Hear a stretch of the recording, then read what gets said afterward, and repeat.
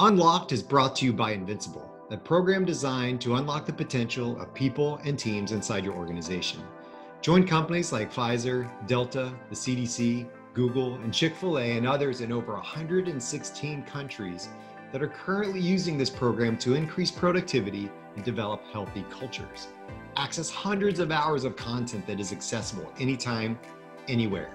And finally, use real-time data to understand the health of every team inside your organization, which teams are performing and which ones aren't.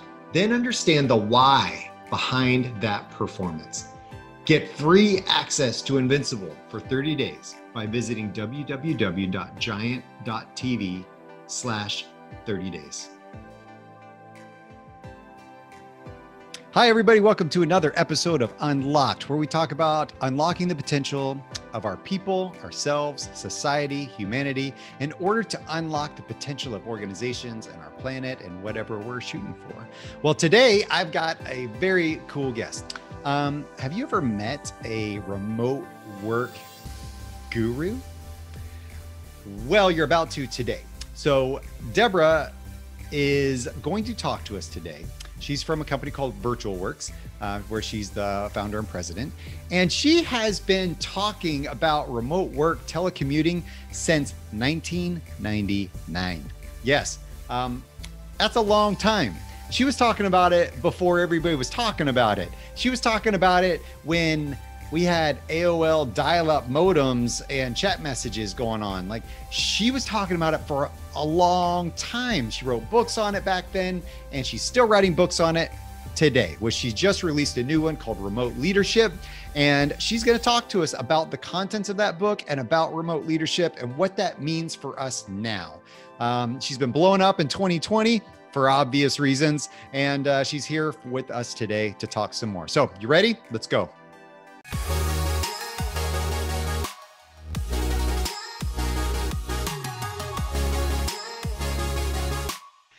Welcome, Deborah. This is fantastic having you, and I'm looking forward to this. Thank you, Scott. I'm thrilled to be here, and I'm looking forward to it as well. So this is not this whole remote work thing, telecommuting. I mean, you were writing about this before we really did a lot of this, right? I mean, you're writing about it quite a while ago. I mean, this is your fifth or sixth book-ish, right? You've written smaller books, and you've been writing about this for a long time. Tell us about that journey and why you've stuck to this space. Well, I stuck with it because I started early. I experienced it. So I've been both a consultant and an author in the whole space of telework and remote leadership and virtual workplace issues, including work-life balance issues that took on a different twist as we became more digital and more connected. But prior to all of that, I forged a path to having a home office, had an opportunity to accept a really great job with the company headquartered in another state that I didn't want to move to. Was really happy where I was, and had the good fortune of the CEO that was hiring me knew me. So get to the issue of we were familiar with each other, and I'll talk about that again in our conversation. And he trusted me enough to say, well, you know, let's find a way to make this work. Why don't you stay there?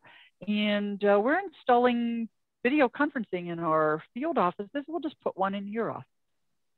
And so I actually had the first PictureTel system that my little phone company where I live installed. We had to put 2 ISDN lines in to support the whole PictureTel system.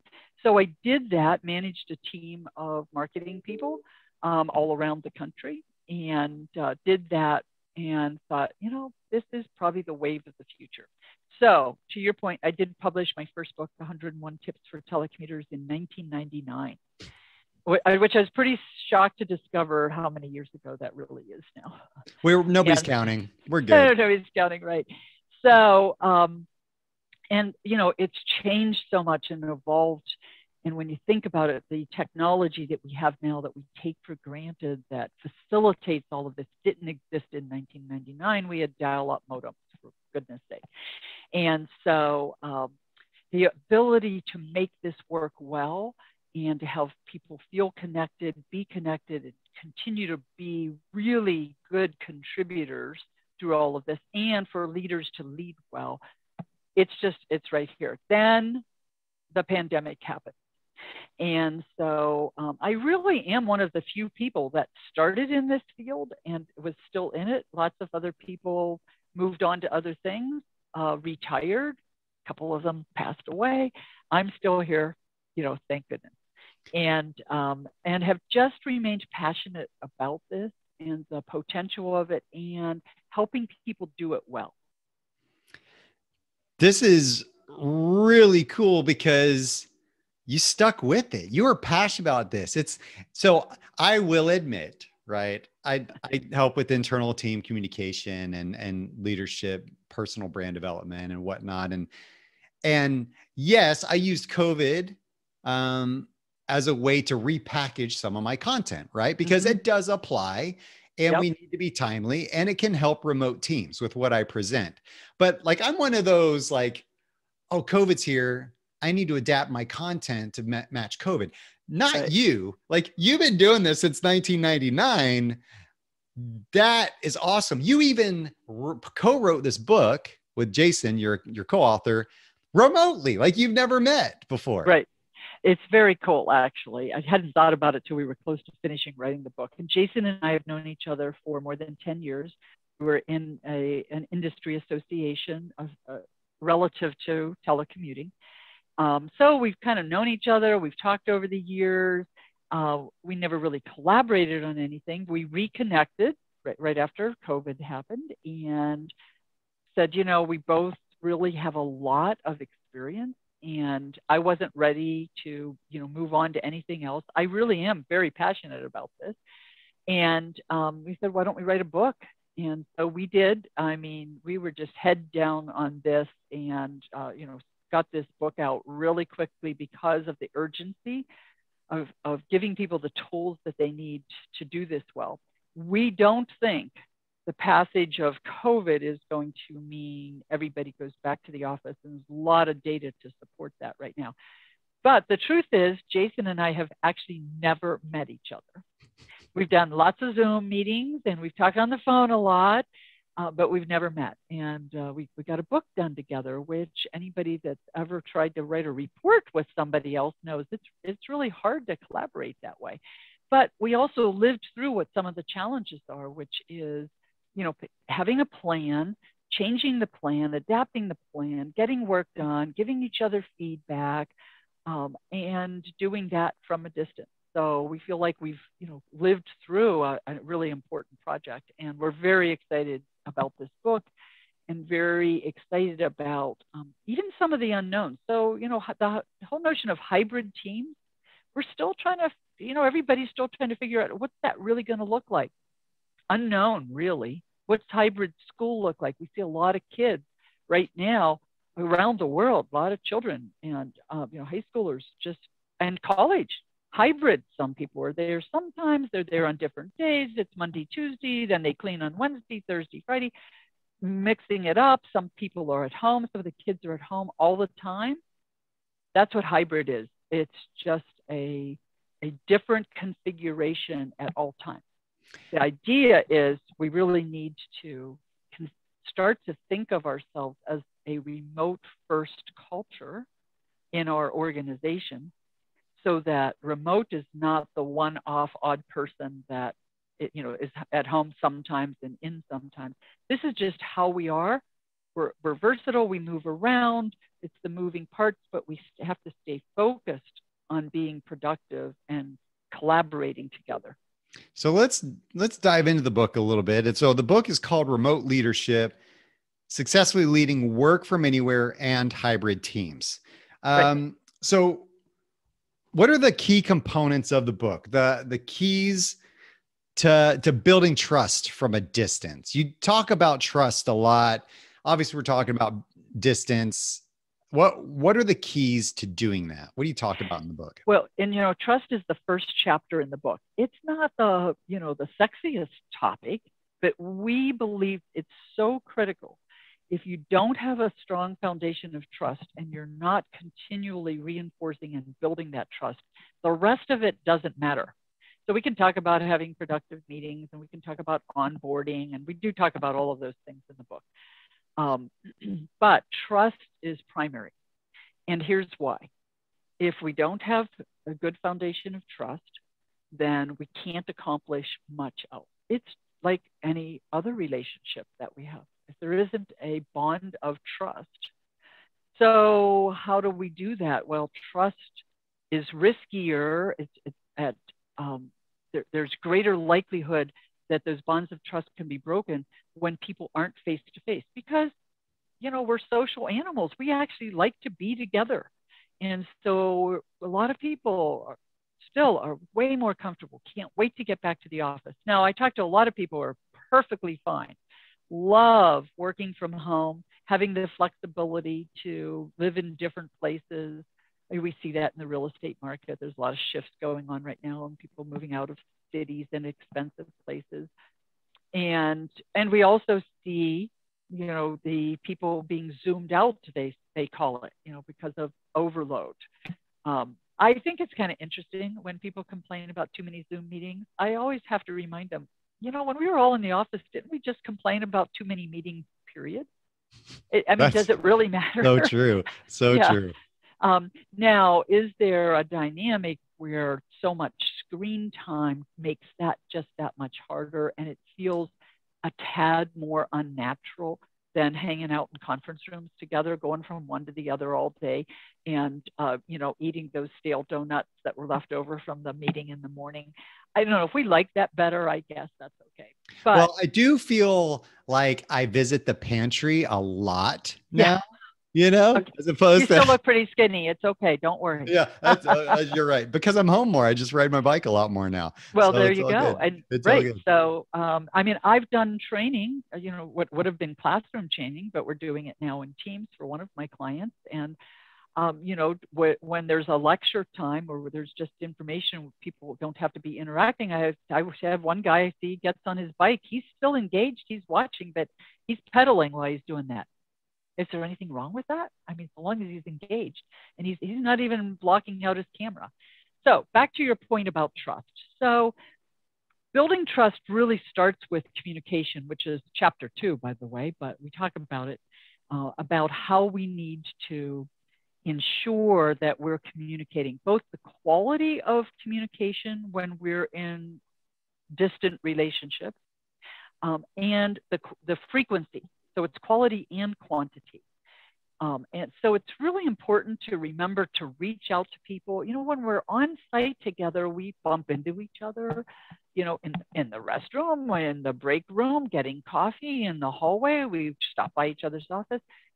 As much as we can replicate and simulate the things that we do face to face. And in every training I do, every presentation I do, I always say, if you take away nothing but this, remember, always be asking, how can we replicate and simulate what we would do if we were face to face, or we had everybody face to face?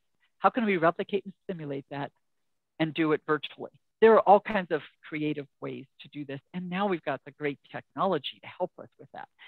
So we need to remember to be communicating. And now that we have all this technology, a lot of times we've let communication resort to horrible things like just email all the time or just texting all the time. And we sometimes forget to just pick up the phone and talk to people. There's a lot of power in that live voice to voice. There's more authenticity. It's way easier to be empathic in the moment. And you can listen between the lines much more readily when you're doing live communication. So I'm always reminding people, if you haven't talked to one of your team members for a couple of days, it's okay to just call somebody and say, hey, I just want to know how you're doing. Or, you know, for example, you know, if somebody has had a personal health situation in their family, you know, connect a little bit more about that without being intrusive, of course. So, and so the magic is really in the mix. of course, we're going to have to do email, and we're going to text chat with people. We might do, online messaging, and we're going to pick up the phone occasionally. And then we're going to have team meetings a lot as well. So how we manage those meetings is another whole area. So a big part of communication is familiarity, getting to know people. So, before we started this, you and I chatted for a while. So you learned a little bit about me, and I learned a little bit about you and what's going on in your life, and a little bit about my history and my family history. And don't we feel like we kind of know each other a little bit more than if you had just called and said, okay, we're ready to roll here? And we tend to kind of forget that when we're doing virtual meetings. It's scheduled on Zoom, and everybody needs to get started because they have another meeting, and we don't do the informal things. Again, replicating and simulating. We never, ever get on site for meetings and just sit down and start a meeting. We always chitty chat because water cooler talk, right? Yeah, exactly. Because it's just natural. So we want to bring as much naturalness into this. And we want to ensure that people know each other, because that's a really foundational part of trust. Knowing each other as individuals, as human beings, as people, because everybody comes to the table with a whole story. What's going on with their kids, what's going on in their lives. A lot of people have really had more challenges coping with the whole pandemic situation for a variety of reasons. Some people have actually had COVID. And so really understanding that, and this is particularly true, the whole issue of familiarity in building trust when you're bringing a new person into a team. So, I have a number of clients where they've hired new people in the last year that they've never met yet. And I say, don't worry, Jason and I have never met, and we wrote a book. So. Well, I think about that too. I was talking to one of my employees today, and we were talking about something. Oh, she saw a shirt that I was wearing a shirt yesterday. She hadn't seen in a long time. And I said, well, honestly, I haven't seen you in almost like 16 months now. Yep. Yeah. So I guess that's probably why you haven't seen it, Yeah. But it was, there's this weird dynamic that's happening, with us. But what I hear you saying is that the foundational element of all of this, right, is trust. And yes. And I talk about that a lot as far as building a brand perception inside of our organizations with leaders and teams, and making sure that we're building something that is worthy of talking about in a good way when you go home at night, right? Or when you walk out of your home office at night, or whatever it is, or at the barbecue, that you're talking good about your work experience and what it's like. And that comes from trust. And I think it was a big leap for a lot of companies that had never worked remote, that are always there to look over the shoulder of their employee to make sure they were getting all their widgets done, to now go, I got to just trust these people now. Like, that's scary. And now I just have to trust them because I have no choice. Well, and that gets into the whole area of performance management, which is actually another whole chapter about how do you manage performance remotely. And the real truth, Scott, is even when people were on site, we could see that they were there, and so long as they appeared to have a pulse and had their eyes open, we thought they were working. We didn't know, really. I mean, there's all kinds of examples of situations where people were doing a lot of things other than working, sitting in their offices. And so it really comes back to, what are the deliverables? What expectations do you have of people? What are those deliverables? How do you measure it? How do you monitor it?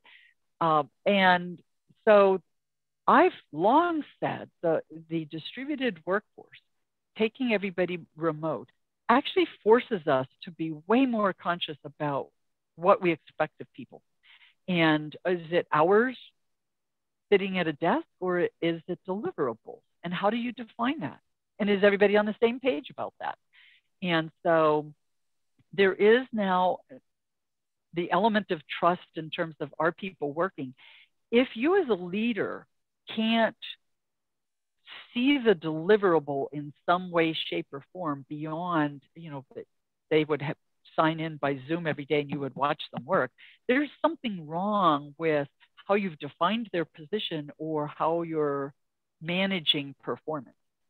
And so it's shining a big light on performance management, which I think is great because it brings more clarity to our expectations and help people know that they are doing what is expected of them. So it's forcing much more conversation about, what do we need to get done, and how do we know when it's done?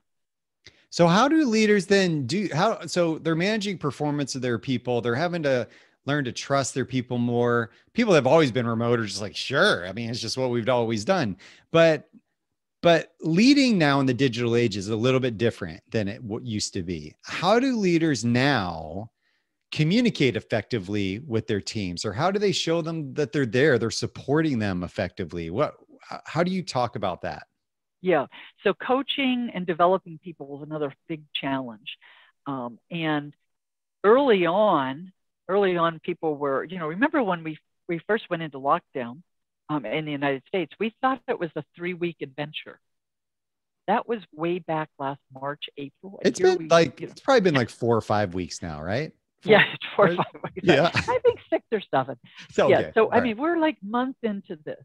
And the reality is, most people, unless you're in critical, and one of my clients was declared, a critical, they're a critical business. So they had to adapt and get people into manufacturing, and people had to manage that. Some of them not on site had to manage what was going on site, but providing all the protections and all the COVID protocols and all of that, because they still had to get product out the door because they were an essential business.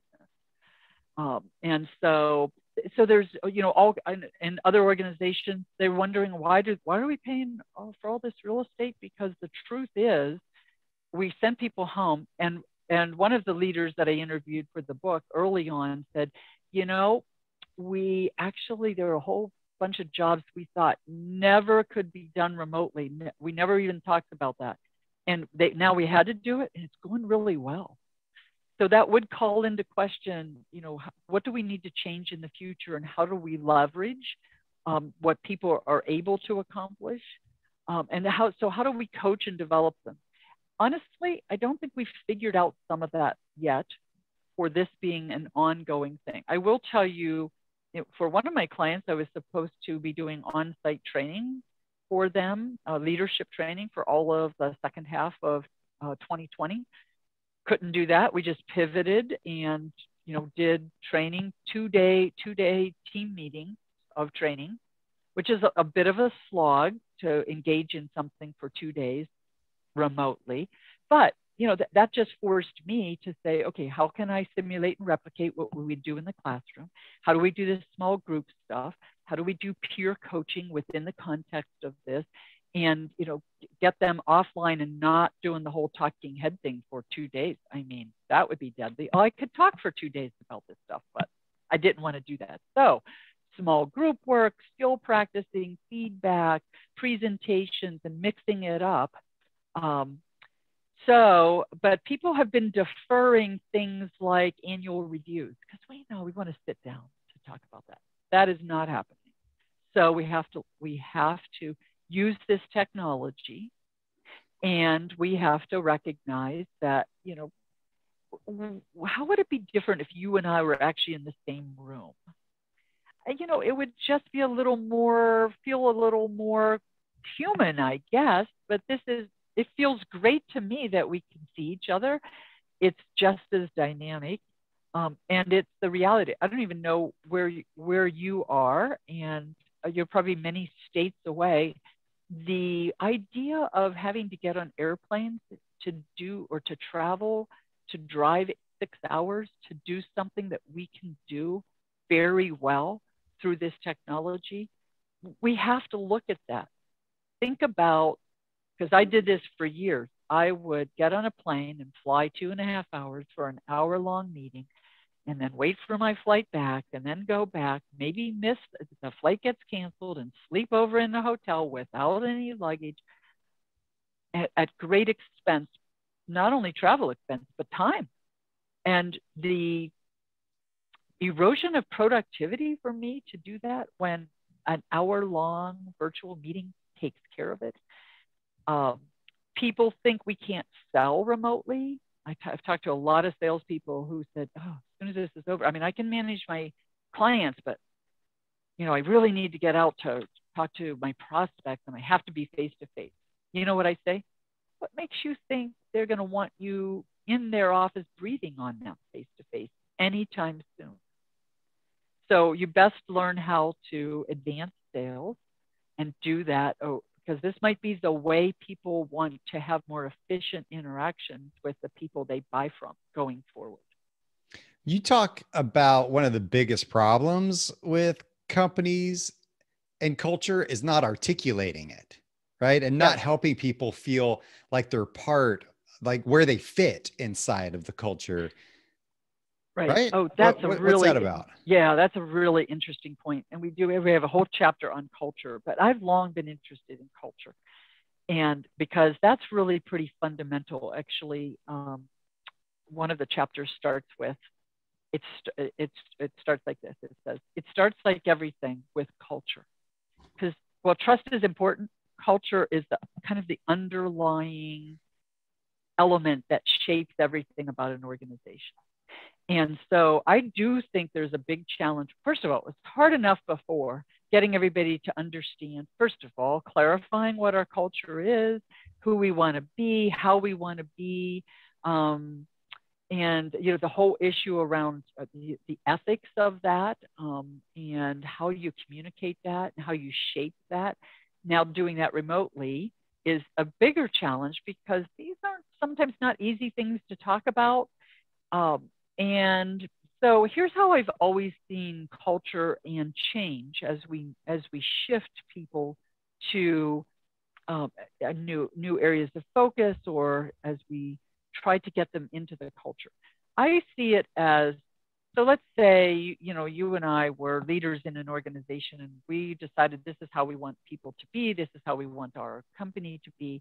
And so we paint a picture of the organization and how it is, how it's going to be. And sometimes, culture can be aspirational. The trick is we have to give people the tools to paint themselves into that picture. You can give people a really compelling picture, but if they don't see how they're going to fit into it, they're going to do lots of creative things, even not consciously, to avoid going to that. Because they might not agree with it. They might not feel that they have the capacity to do it. They might not feel like that would be comfortable. They don't even really understand what it is. Who's going to go towards something that's confusing? Now, doing that remotely then just requires, it's a real burden on leaders. It requires a lot of talking, clarifying, seeking to understand, seeking to align. A lot of empathy about how challenging this is. And so, again, back to lots and lots and lots of discussion and dialogue and communication and feedback and scheduling time to just talk about things. And culture is a really important one. This has been great. You've had a lot of experience in this world, and we've all heard about the new normal. You call it the next normal, which I really like. I think that's because who knows what's after that? Whatever that's going to be called. But this has been amazing. Where can people get a hold of your book? Is it out yet? Where can we expect to get a hold of that? It's actually printing right now. So by the time everyone would hear this, it will be done. Very simple, remoteleadershipbook.com. And, there you go. So it's very easy. And let me just pick up on one thing that you said. Do you know why we call it the new normal? Is because we desperately want to have clarity and know where we're going. We want to get there. We want to settle in. And the reality is, just look at the last 25 years. We're not settling in anywhere. It's constantly evolving. And that's why I like to call it the next normal. We have an idea where we're going, and we're not going to settle there very long. The reality is there's going to be the next normal, whatever that is. And I believe we have to equip leaders to help people be comfortable in this evolutionary change that's going to continue to happen. That's really good. I really like that. That thought process is really, really good. Okay. And then people, if they want to get in touch with you, what Yes. do they do to engage with you, to hire you, to come speak, or to do whatever that they need from you? Okay. Well, first of all, thanks for asking. And they can do that through the remoteleadershipbook.com site and just click on my picture and it'll open up an email to me. Or I also have for my Virtual Works company, virtualworkswell.com. And that it covers a lot more of what all we do and my keynote, which keynotes are now virtual too. Nobody's getting groups of people together, so the stage is right here, and I'm ready and accessible to do any of those things. And we're doing a lot of remote training right now, getting people up to speed on doing this well, not just from a leadership perspective, but from a team member perspective as well. And you're on LinkedIn because that's where we found each other. Yes, exactly. Yeah. Well, so I'm on LinkedIn and LinkedIn and email. That's how we connect. So that's very cool. Well, there's once again, the magic is in the mix. You've got to be out there communicating in lots of different ways. So you do. Well, thanks a lot for being here. So excited. I'm glad that you spoke on this topic. I've been speaking on this topic a lot lately, but from a different angle. So it's really interesting to hear your take on it. And you have a lot of experience, 1999, however long ago that was. Nobody's counting, right? So right. Fantastic, Deborah. Sorry to say I've been around for a while. Yeah. So wise. Yeah. Beautiful. Thank you so much for being here. Well, thank you, Scott. I appreciate the opportunity. It's been great to talk with you. Hello, everybody. Did you hear that? We're not working in a new normal. Okay. If you want to call it that, that's fine. I think everybody avoids that word now because it's been said so many times. We're always looking at the next normal. What's the next thing that's going to happen? The next workplace normal, the next society normal, the next family life normal. What is that? And what are we going to do to embrace it? Well, Deborah talks about first trust and how we have to have trust in order to be fully functioning, in order to do the things that we need to do to succeed. We have to have trust. And it's like that. Everybody knows that. Do business with people you know, like, and trust. You only buy things from people you know, like, and trust. And the thing is that trust word is so important because it leads to loyalty. I always preach about loyalty and being loyal as a brand, right? To consumers, being loyal to a brand as a brand, to your employees and teams. And it all starts with that trust word. And then, how do we build trust? Well, that's through effective communication and understanding that you've got to be there for your people. And in a remote world, there's different ways of doing that. And I love the principle of how are we going to replicate what we did in the office here in this meeting? How are we going to replicate that to make sure that we're trying and putting an effort to have that human connection and to have those experiences that made us what we were when we were working in person together. So thank you, Deborah. Good luck with the book, Remote Leadership. Go check that out. You can go to our website and check that out. The link is here in the description. If you want to find out more about me, scottwaldron.com. I've got all my interviews posted there. I've got some free tools and assessments on there you can download. And you can go to my YouTube channel. I've got all my videos there. I got some free trainings there as well. Like, subscribe, share, do all those things that you do on YouTube, and connect with me on LinkedIn. I would love to connect with you and build a network. So thank you, everybody, again, for joining me on another episode of Unlocked.